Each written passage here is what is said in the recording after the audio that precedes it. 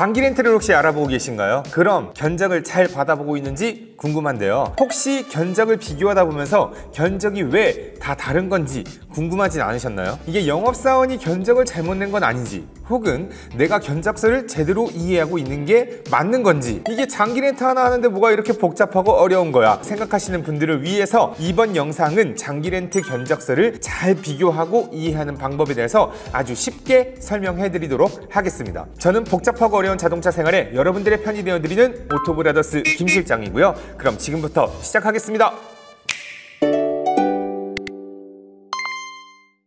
일단 견적서를 제대로 비교하려면 먼저 내가 잘 이해하고 있는지 확인하는 단계부터가 첫 번째가 되겠죠. 같은 차량, 같은 조건으로 김 실장에게 견적을 비교 요청을 했더니 렌트사마다 견적이 다른 이유가 뭘까? 뭐 렌트사마다 정책이 다르니까 그럴 수도 있겠지 하고 넘어갈 수도 있겠지만, 좀 더 깊게 들어가 본다면 이런 차이들이 좀 있습니다. 첫 번째, 렌트사마다 차량 할인율이 다릅니다. 제조사가 각 렌트사에게 제공하는 할인율이 각각 다르다는 건데요. 어떤 렌트사는 같은 차량임에도 불구하고 120만원, 어떤 곳은 150만원, 뭐 이렇게 차이가 있을 수 있다 이거죠. 이게 여러분들이 기아자동차 사장이라고 생각을 해보면요, 한 달에 뭐 우리 차량 100대 팔아주는 사람이랑 1000대 팔아주는 사람이랑 할인 금액이 같을 순 없잖아요. 두 번째로는요, 렌트사 전략 차종들이 다 다르다 인데요, 이게 렌트사마다 차별성을 두기 위해서 렌트사마다 전략 차종들이 따로따로 있다 이 말씀입니다. 세 번째로는요, 보험료 기준 차이가 있다. 렌트사마다 계약하는 자동차 보험회사가 다르고요, 그 다음에 사고 이력에 따른 보험 등급이 또 다를 수밖에 없습니다. 예를 들면 A사 같은 경우에는 뭐 삼성화재에 가입을 했고 1년에 뭐 사고 처리 기준이 뭐 한 1000대 정도다.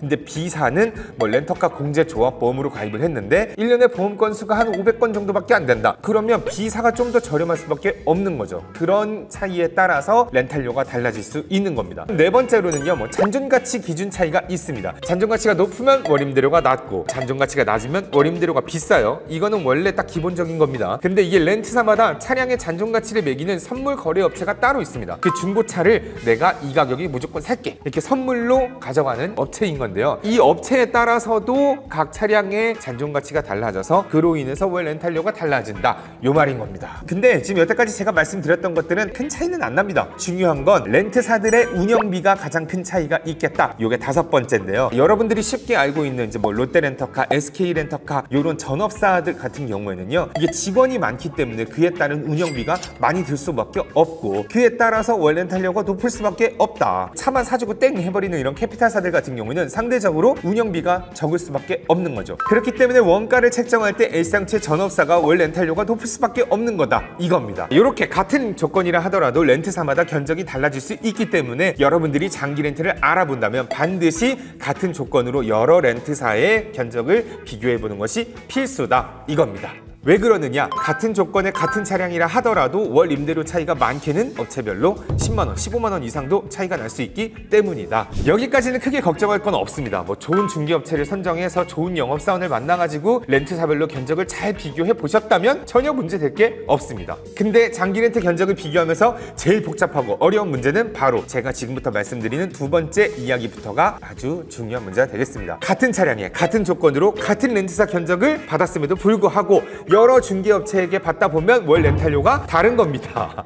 자자자, 그럼 일단 업체를 의심하기 전에 이것부터 정확하게 따져봐야 되겠습니다. 내가 받은 견적이 정말 같은 조건으로 견적을 받은 것이 맞을까? 중개업체마다 고객에게 전달해주는 견적서 양식이 다 다를 수가 있습니다. 렌트사에서 제공해주는 기본 견적서를 그대로 전달해주는 방식이 일반적일 거고요, 고객이 좀 더 편하게 보라고 중개업체마다 새롭게 만들어서 주는 양식이 있습니다. 참고로 저희 오토브라더스 같은 경우도 견적을 받게 되면 이렇게 렌트사와 기본 조건 보여주고, 그 다음에 특별히 여러분들에게 총 납부하게 되는 금액도 계산해서 보여주는 견적이 이해가 될 수 있겠는데요, 이 견적들을 모아서 보면 이게 진짜 같은 조건으로 한 게 맞는 건지 싶은 게 있을 거예요. 그래서 먼저 견적서를 비교하면서 읽는 방법을 간단하게 설명드리고, 그 다음에 모두 같은 조건임에도 불구하고 월 임대료가 다른 이유를 설명드리도록 할게요. 먼저 견적서 읽는 방법입니다. 견적서를 비교할 때는 단순히 월 렌탈료만 보면 안 되고요, 이 표를 꼭 참고하시면 되겠습니다. 표를 보시면요, 차량명과 트림 이것도 당연히 같아야겠죠. 그 다음에 제일 중요한 건요, 차량 가격이 똑같은지 안 똑같은지 요거를 가장 중요하게 보셔야 돼요. 그 다음으로는 이제 계약 기간, 주행거리 확인할 확인하시고 보증금 선수금 아니면 이제 초기 비용이 하나도 없다는 걸 확인하시는 걸 중요하게 생각하셔야 되고, 그 다음에 뭐 인수 조건이나 잔존 가치가 얼마인지, 이 잔존 가치가 같아야 같은 렌트사구나 하실 수가 있는 겁니다. 그 다음에 이제 뭐 정비 서비스가 포함이 되어 있는지, 보험 조건, 대물 한도 1억, 뭐 2억, 3억 이런 것들이 있고, 그 다음에 자손과 자상이 들어갔는지 안 들어갔는지 확인하는 거, 그 다음에 부가세가 포함이 되어 있는 견적인지 아니면은 따로 나오는 견적인지 확인하시고, 사고 면책금 일반적으로 30만 원이죠. 30만 원인지 40만 원인지 50만 원인지 이런 거 확인을 해보시면 되겠습니다. 이 중에 어느 하나라도 다르면 같은 조건이 아닌 거니까요. 이거 조건이 좀 다른 것 같아요. 똑같은 조건으로 해서 견적 다시 해주세요 라고 영업사원에게 요청하시면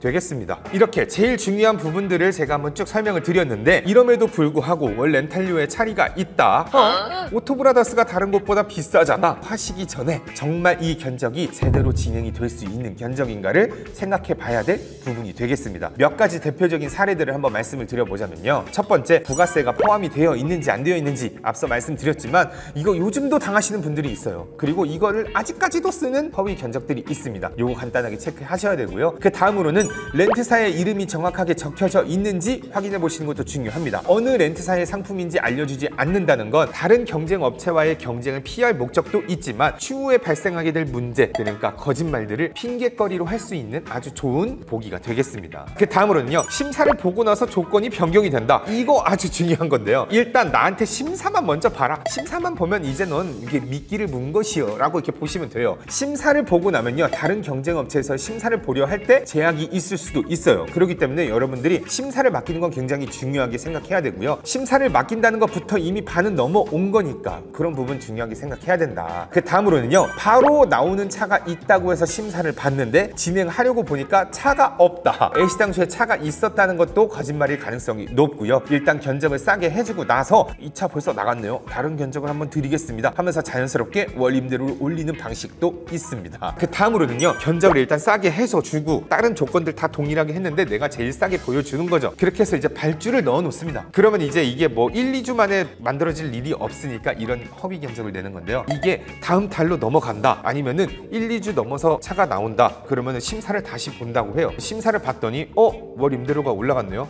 거기 혹시 신용등급이 바뀌었거나 신용점수가 바뀌었나요? 혹은 뭐 이제 어떤 것 때문에 좀 바뀐 것 같은데요. 그래서 월 임대료가 올라갔습니다. 이렇게 얘기를 하던가요? 아니면은 다음 달로 넘어가게 되면 고객님, 저번 달보다 금리가 올랐습니다. 그래서 월 임대료가 바뀌었어요 라고 하는 방식이 있어요. 그게 아니라면 또 이런 방식이 있습니다. 심사를 봤더니 고객님, 초기 비용 하나도 없이는 안 되고요, 아니면 고객님이 견적 받으셨던 그 보증금 10%는 안 되고 보증금 10%를 더 내야 된다고 합니다. 뭐 이런 식으로 견적이 바뀌는 거죠. 그렇게 보증금을 올려서 월 임대료가 그대로다? 그런 문제가 있는 겁니다. 보증금이 올라가면 반드시 견적이 떨어져야 돼요. 선수금도 넣었으면 당연히 견적이 떨어져야 되는 거고, 보증금을 올렸는데 월 임대료가 뭐 조금 떨어졌다, 뭐 그건 있을 수 있어요. 근데 여러분들 선수금을 넣게 됐는데 선수금 견적이 조금 덜 떨어진 것 같은데 생각이 들 수 있기 때문에, 이렇게 좀 견적이 바뀐다 그럴 경우는 여러분들이 꼭 의심을 해봐야 된다. 이런 거 제가 아주 간단하게 설명드린 거고요. 여러분들 이게 견적서를 받았을 때 꼭 여러분들 주의해서 봐야 되는 부분들, 주의사항 재생 목록 하나 만들어 놓은 거 있으니까 그거를 참고하셔서 꼼꼼하게 견적을 비교하시는 걸 추천드리도록 하겠습니다.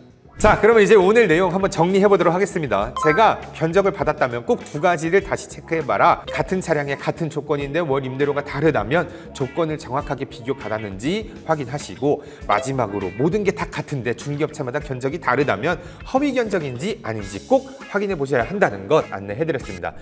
여러분, 장기 렌트가 이렇게 복잡합니다. 결국엔 가장 믿고 신뢰할 수 있는 업체를 선정하는 게 가장 중요한 게 아닐까라고 하면서 이번 영상 마무리하도록 하겠습니다. 영상 보시면서 궁금한 게 있으셨다면 댓글 남겨주시면 되겠고요. 상담 요청은 아래 더보기나 댓글 보시면 편하게 상담받으라고 카카오 채팅방 링크 남겨드렸으니까 언제든지 찾아오시면 되겠습니다. 여기까지 복잡하고 어려운 장기 렌트 여러분들의 편이 되어드리는 오토브라더스 김 실장이었습니다.